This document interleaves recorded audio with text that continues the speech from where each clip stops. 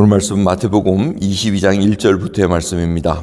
예수께서 다시 비유로 대답하여 가라사대 천국은 마치 자기 아들을 위하여 혼인잔치를 베푼 어떤 임금과 같으니 그 종들을 보내어 그 청한 사람들을 혼인잔치에 오라 하였더니 오기를 싫어하거늘 다시 그 다른 종들을 보내며 가로되 청한 사람들에게 이르기를 내가 오찬을 준비하되 나의 소와 살찐 짐승을 잡고 모든 것을 갖추었으니 혼인잔치에 오소서 하라 하였더니 저희가 돌아보지도 않고 하나는 자기 밭으로 하나는 자기 상업차로 가고 그 남은 자들은 종들을 잡아 능욕하고 죽이니 임금이 노하여 군대를 보내어 그 살인한 자들을 진멸하고 그 동네를 불사르고 이에 종들에게 이르되 혼인잔치는 예비되었으나 그 청한 사람들은 합당치 아니하니 사거리 길에 가서 사람을 만나는 대로 혼인잔치에 청하여 오너라 한대 종들이 기에는 나가 악한 자나 선한 자나 만나는 대로 모두 데려오니 혼인자리에 손이 가득한지라 임금이 손을 보러 들어올세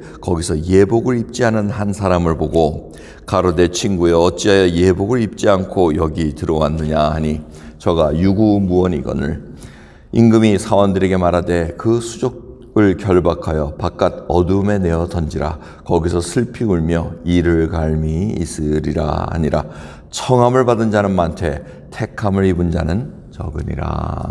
아멘.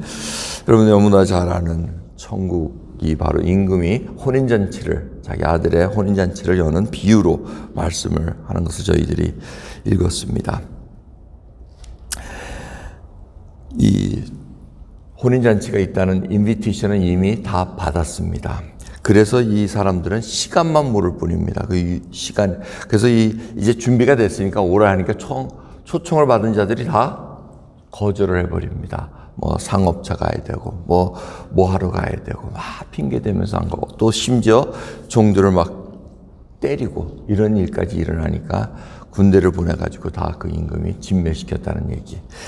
그러면서 나중에 사거리에 가서 아무나 다 데려오라니까 악한 자나 선한 자나 다 데려오고 이렇게 해서 임금이 이제 잔치가 쫙 열려 있을 때 이제 손님을 보러 쫙 나타납니다. 보니까 그 중에 한 명 예복을 입지 않아 가지고 어떻게 예복을 안 입었냐 그러고 이제 수족을 묶어 가지고 어둠에 바꿔 던집니다. 처음에 읽을 때는 그 사람이 무슨 잘못이 있느냐, 초청해서 와서 앉았으면 앉은 것만 해도 고마워해야지 예복 안 입었다고 왜 그러냐는데 이 문화를 이렇게 이해를 해보면 당시에 특히 이 고관대작 임금 왕궁에 할 때는 다 옷을 준비를 해놓는다 그럽니다. 그래서 오면 손님들이 그 예복을 입고 다 참석을 하는 것이 예의인데 이 사람은 자기가 뭔데 예복 나눠주는 것도 거절하면서 그러니까 결국 이 얘기는 뭡니까? 다 심판에 연관되어 있습니다. 다 이스라엘 백성들이 하나님께서 그렇게 출애굽을 시켜가지고 먼저 제사장의 나라를 만들고 그러면서 선지자와 하나님 말씀을 계속해서 훈련시키고 보냈음에도 불구하고 결국은 다 거절했다는 겁니다. 그러면서 이 예수 그리스도께서 오심에도 불구하고 이들이 초청을 했는데 다 거절하고 이제는 죽이기까지 한다는 그 말씀을 하시면서 이 마지막 예복 입지 않은 사람은 결국 마지막 때 양과 염소, 알곡과 가라지 이와 같은 결과를 낳는다는 겁니다. 결국 예복을 입지 않았다는 것은 하나님께서 베풀어 주신 옷을 입지 않고 자기가 좋아하는 옷을 입고 있었다는 겁니다. 자기의 교만, 내 생각에는 이것이 바로 구원 얻는 길이요. 그러니까 그렇게 한 사람들은 얼마나 많습니까? 주여 주여 하는 자마다 다 하나님 나라에 들어가는 거 아니라고 얘기합니다. 마지막 심판 때는 주여 우리가 얼마나 주의 이름으로 선지자 노릇도 했고 얼마나 착한 일을 많이 했습니까? 얼마나 하나님의 능력을 보였습니까? 병도 낫게 하고 뭐 다 했습니다. 주님께서 뭐라 그러십니까? 전혀 모른다. 이게 굉장히 저희들에게 주는 도전적인 말씀입니다. 우리는 우리의 예복을 입는 것이 아니고 주님이 주신 옷을 입어야 됩니다. 예수 그리스도의 의의 옷을 입지 않는 한 우리는 그 천국잔치에 참여할 수가 없습니다. 그러기에 다시 한번 주님 앞에 우리가 묻습니다. 주님, 우리가 사랑하면 주의 계명을 지키라 그럴 것이고 주의 음성을 듣는다라고 말씀을 하고 계십니다. 여러분, 그러기에 주님께서 한 말씀 하신 것을 가만히 생각해 보면 내가 정말 이 은혜로 정말 주님 앞에 하루하루 사는구나. 이걸 점점 깨닫게 됩니다. 이런 부르심을 받은 자는 결국은 하나님이 주신 옷으로 입고 그 청함에 나가야 됩니다. 그럼 마지막 심판 때를 항상 우리가 생각해 봐야 됩니다. 이때는 여러분 여리고성을 한번 생각해 보십시오. 여리고성에 라합만 그리고 라합의 가족들이 살아남습니다. 근데 그 이유는 라합은 들었습니다. 하나님이 어떤 분이 이스라엘 백성이 향해서 한 것을 라합과 여리고성 사람은 다 들었는데 라합만 믿음으로 반응을 보였다는 겁니다. 그러니까 청함은 많았어요. 여리고성 전체 사람이 다 그 소식을 들었음에도 불구하고 반응을 보인 자는 라합과 그 패밀리밖에 없었습니다. 소돔과 고모라도 마찬가지입니다. 소돔 하나의 그냥 심판의 예입니다.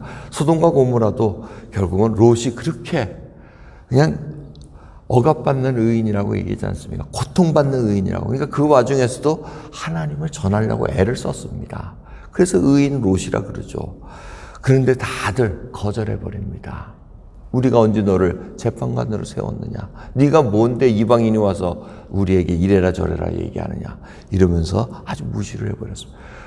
그 악독함이 창궐했을 때 결국은 심판할 수밖에 없습니다. 자, 그와 같은 똑같은 맥락에서 마지막 심판이 언제 오느냐? 정말 복음의 말씀을 다 들었을 때입니다. 여러분 다 들었을 때 하나님께서 충분한 기회를 줬을 때 그렇게 다 청함을 했음에도 불구하고 그들이 자기의 교만으로 자기의 글로 거절할 때는 결국은 핑계치 못할 수밖에 없다는 겁니다. 그럼 그러기에 저희들 그러한 때가 오기 전에 다시 한번 주님 앞에 내가 예수 그리스도를 구세주로 믿고 사는가? 정말 그분이 나의 모든 것 되시는가? 나의 생명이시오, 나의 주시오. 정말 내 마음대로 살지 않고 정말 제일 안타까운 일은 마지막 때 혼인 잔치 열렸는데 자기는 잔치에 들어간 걸 확신하고 들어갔는데 예복이 안 돼가지고 쫓겨난다는 이거 같이 비참한 거 없습니다.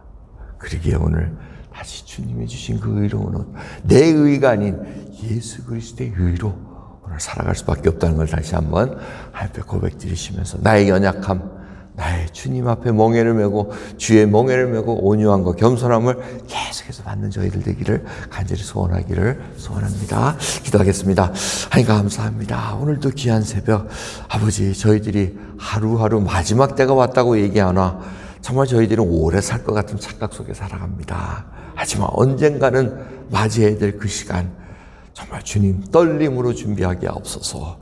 예수 그리스도로 옷 입게 해주시옵고 예수 그리스도의 의로 정말 그 예수 그리스도의 보혈로 모든 것이 씻겨졌다는 것을 다시 한번 감사드리며 주 앞에 나갈 수 있는 저희들로 은혜 베풀어 주시옵소서. 감사드리며 우리 주 예수 그리스도의 이름으로 기도드리옵나이다.